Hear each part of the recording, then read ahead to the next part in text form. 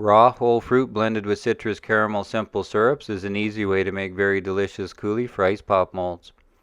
Caramel is the process of cooking sugar to the near smoking point to create an intense near burnt sugar flavor that most people will identify as caramel candy.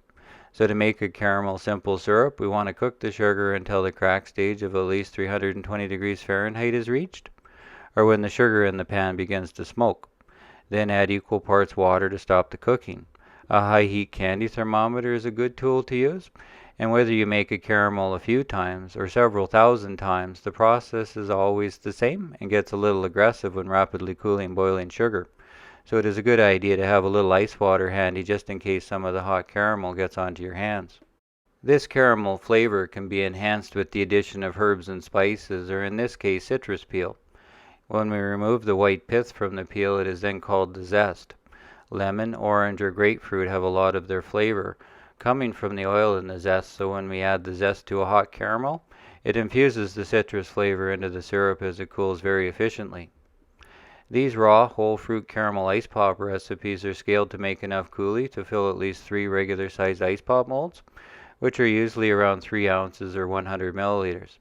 The coulis will stay fresh for a couple days in the refrigerator, so we can also freeze the coulis in layers, letting the layers freeze for 2 hours between each layer and 5 hours for the whole pop, creating interesting flavor combinations and frozen textures.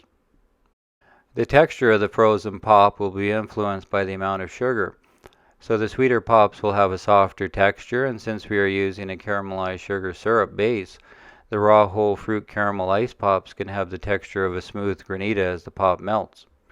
Also, using whole fruits with the water-soluble fiber intact will affect how the ice pop melts.